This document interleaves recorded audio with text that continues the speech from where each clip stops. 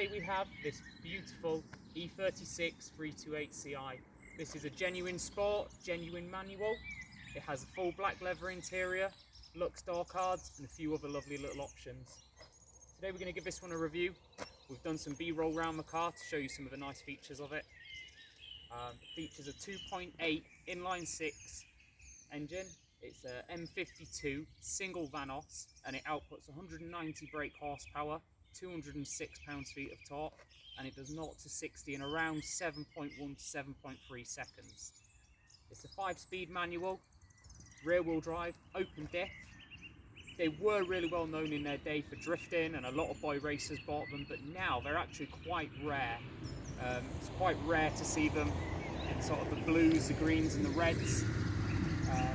Very rare to see a full black leather interior as well. I mean, even a 328i Sport is a rare thing, and to have so many things in one hit, what a blessing. I own an E36 328i, so this will be quite a good comparison. Already from a passenger driving it, I can tell you feel so much more in the car.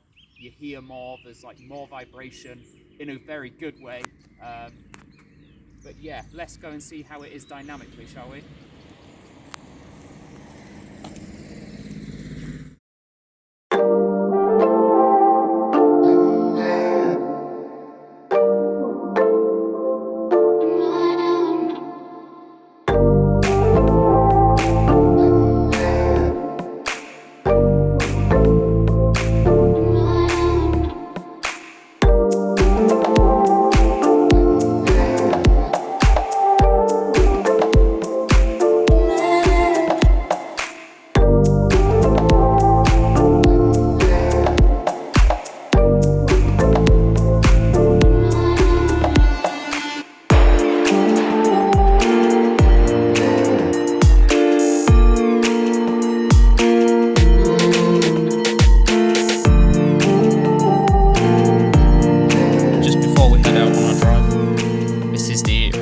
For the car, and if we look here, it actually says that this 328i Sport has been developed by BMW M.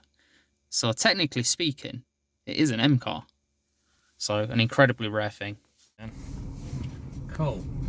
Right, so here we are for my first drive in an E36. Nice that it actually gets to be one of the better ones for my first one. That's for sure. You have to bear with me while we get out of this gravelly car park.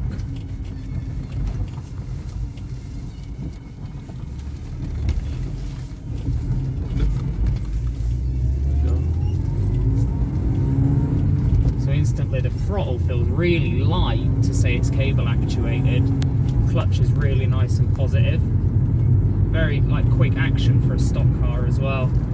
The shifting, as you'd expect from a BMW, really direct. Feels like the shifter's literally mounted on top of the gearbox.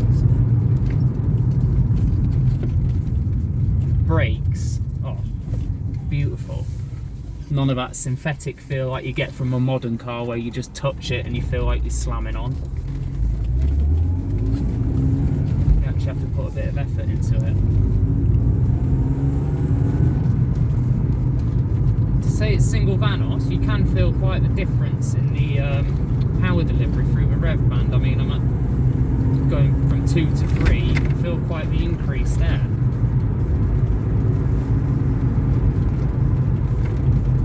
Steering feels really direct, you really feel like you've got your hands on the top of the suspension struts almost.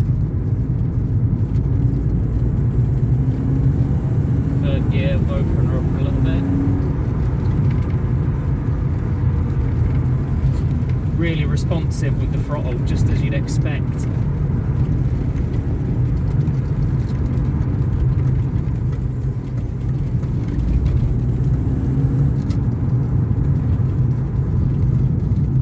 Yeah, it's definitely nice to hear that straight 6 soundtrack. So we've got a bit of a straight road here, so I'll get it into second and we'll give you a bit of a squirt.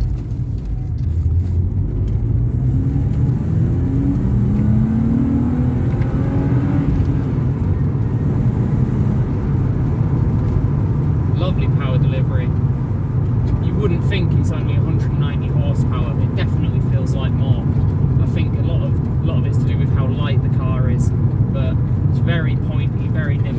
responsive. The steering's phenomenal, even compared to the E36. It's slightly more weighted, despite the car being lighter, but the feedback is definitely quite a lot more.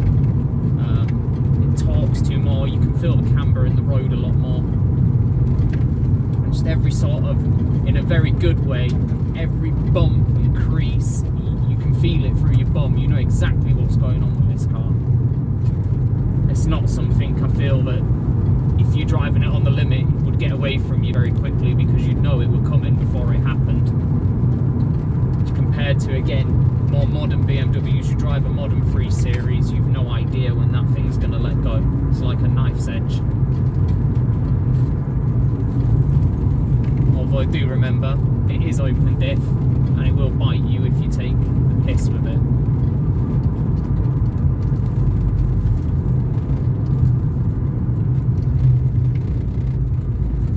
Try a little healing type. Quite nice. Pedal spacing's good.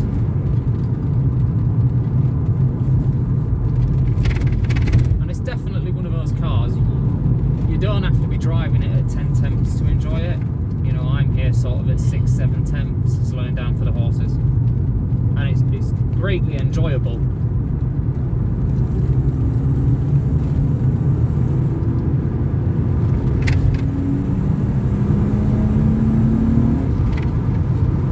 Although that sound is bloody addictive. It's amazing how much of it comes from the intake, not the exhaust. It's just what you want to hear from your old school straight six. Comfort wise, it is actually quite comfortable. Again, surprising. I thought compared to the E36 it wouldn't be as comfortable. I thought it'd be more jittery and it'd chatter a lot over bumps with it being a lot lighter, but that's just not the case. It's really planted. It's quite composed over the bumps, and the chatter soaks it up quite well. And that steering, it really does weight up the more you turn.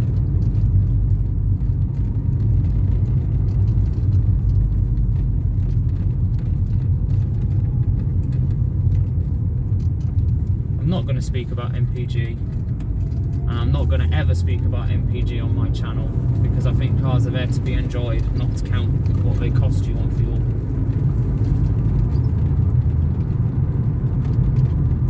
But all in all, yeah, great car. Really is good. Out of all the BMs I've drove, it's definitely up there with some of the best ones. Ownership with one of these, I can't see it being too costly. There is a few bits and bats that can get a bit difficult to get hold of, but they can be found. They're not ridiculously priced. I think it's more getting into one's a difficult thing. To find a good one, find one for a start.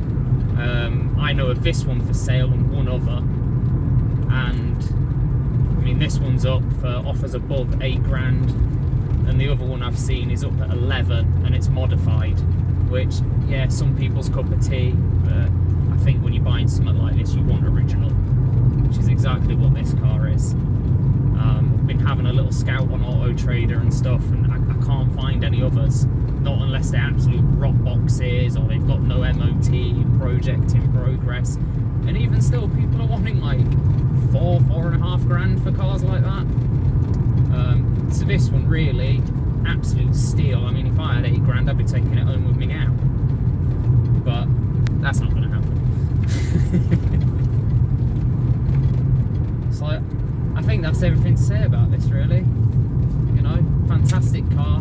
Something you could daily, but personally I wouldn't, because I want it to keep it feeling special. But definitely something you could own for the next 5 to 10 years, watch it appreciate in value, and it just put a smile on your face every single time you drive it.